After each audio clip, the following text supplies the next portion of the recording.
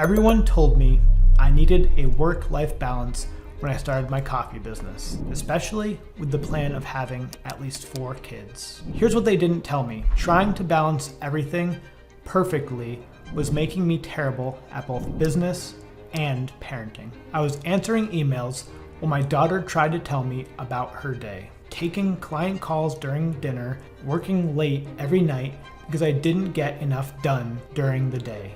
My kids felt ignored, my clients got mediocre attention, and I was exhausted all the time. Then I discovered something that completely flipped how I think about all of this. Not better balance, something totally different that actually works. It's how I built Black Ink Coffee into a 7-figure business while being present for bedtime, stories, school plays, and those random moments when your 4-year-old wants to show you the fort she built. 3 insights that changed everything. The third one explains why most parent entrepreneurs burn out within 2 years. Let me paint you a picture of what perfect balance actually looks like in real life. It's Tuesday morning. Your 6-year-old has a school project due that she forgot to mention. Your 4-year-old is sick with a fever. Your 1-year-old is teething and basically attached to your spouse. Meanwhile, you've got client deliverables due and 3 important calls scheduled. This is where every expert tells you to just balance it all. Give equal attention to everything. So that's what I tried. I set my laptop up in the kitchen to answer emails while helping with the school project. I told my sick daughter, just give daddy 2 minutes, which turned into 20. I kept running between kids and work calls. You know what happened? Nobody got my best. My daughter felt rushed through her project. My client could tell I was distracted on the call. My sick kid felt abandoned every time I left to handle business stuff. That night, after finally getting everyone to bed, I sat in my car thinking there has to be a better way. Here's what I realized. Life isn't static. Some days your business needs everything you've got. Some days your family does. Trying to split yourself equally every single day just means you're giving your full attention to nothing. The most successful parent entrepreneurs I know don't balance daily. They balance seasonally. When I was launching my first big software company, I told my kids, Dad's working on something big for our family for the next month. I'll be working longer hours, but when I'm with you, I'm completely yours. And after this month, we're taking a family trip where daddy won't touch his phone once. My 6-year-old started counting down the days. Not when I'd stop working hard, but to our camping trip, because she understood the trade-off. Here's something nobody warns you about when you become a parent entrepreneur. Hey you, if you're just here to passively consume content, hit the like button out of habit, or subscribe just to never watch again, don't. This channel isn't for spectators. It's for people who actually are on the path, who want to take action, who are willing to push themselves and challenge what they know. Vanity metrics don't matter.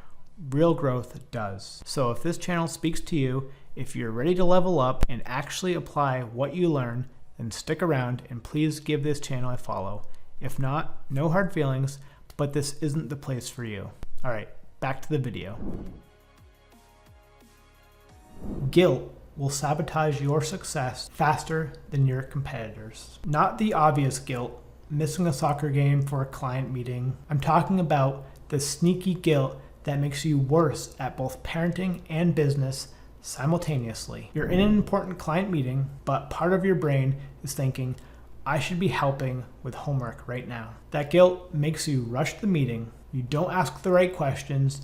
You leave money on the table. Later, you're reading a bedtime story, but you're mentally rehearsing tomorrow's presentation. Your kid senses you're not really there. They start acting up to get your attention. You get frustrated because you're trying to spend time with them. See what happened? Guilt made you fail at business and parenting in the same day. Here's what took me way longer to understand. Your family doesn't need you to feel guilty about building something. They need you to be proud of what you're building for them. When I stopped apologizing for working hard and started explaining what I was building, everything changed. My kids started asking me about my business. They wanted to help pack coffee orders.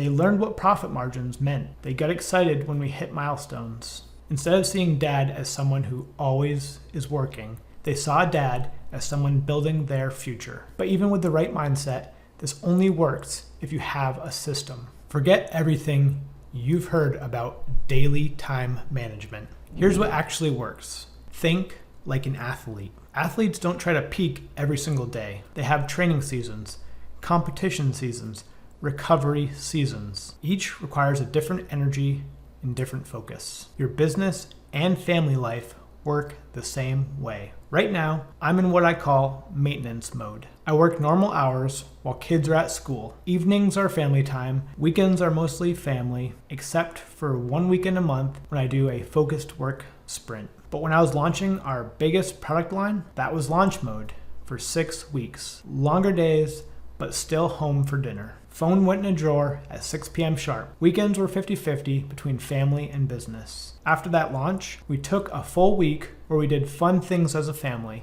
I didn't even bring my laptop. The key is communication. I tell my kids exactly what season we're in and what's coming next. Dad's launching something new for the next month. I'll be working extra hours, but then we're taking that trip to the beach where I won't do anything at all. When they understand the season and see the end point, they become your biggest supporter instead of another source of stress. Your kids don't need you available 24/7. They need to know that when it's their time, they get all of you. Here's what most parent entrepreneurs get wrong. They try to hide their business struggles from their kids.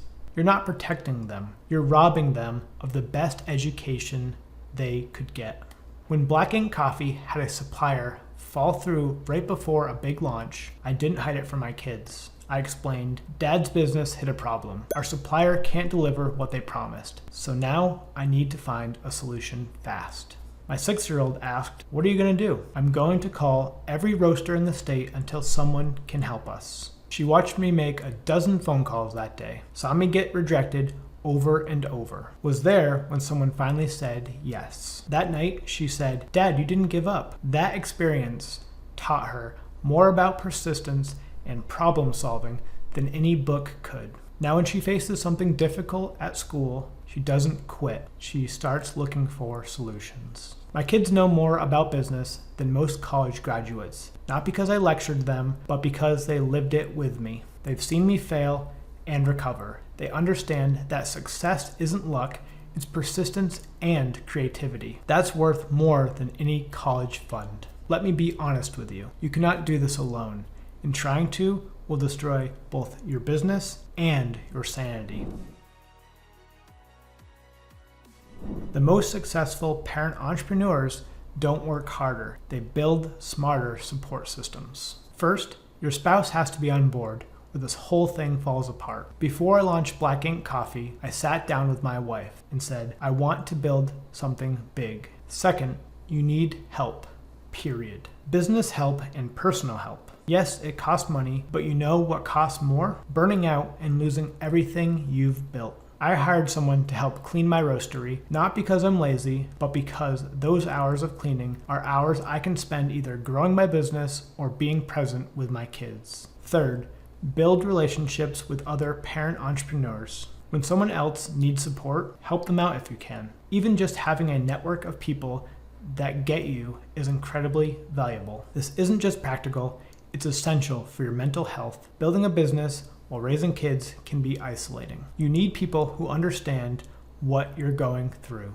After 7 years of building a business while raising 3 kids, I've learned that success comes down to making decisions like a parent entrepreneur, not an entrepreneur who happens to have kids. Before any major business decision, I ask, how will this affect my family in 10 years?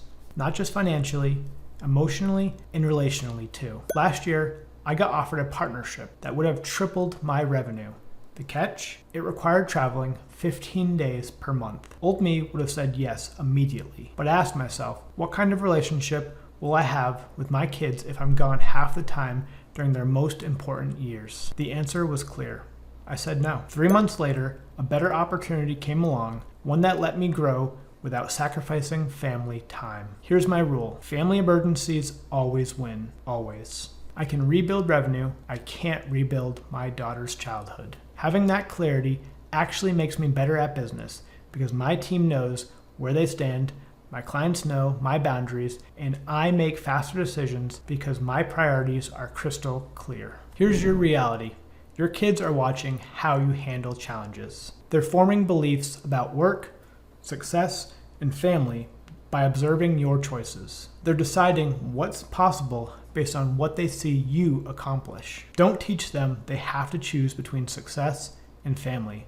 Show them they can have both. Stop trying to balance everything perfectly every day. Start thinking in seasons. Communicate with your kids about what you're building and why. Get the support you need. Make decisions that serve both your business and your family. You're not just building a business, you're building a legacy. What season are you in right now? And what's one thing you're going to stop trying to balance daily and start approaching seasonally? Drop a comment down below and let me know, because you don't have to figure this out alone. But first, a quote I want to leave you with. The days are long, but the years are short.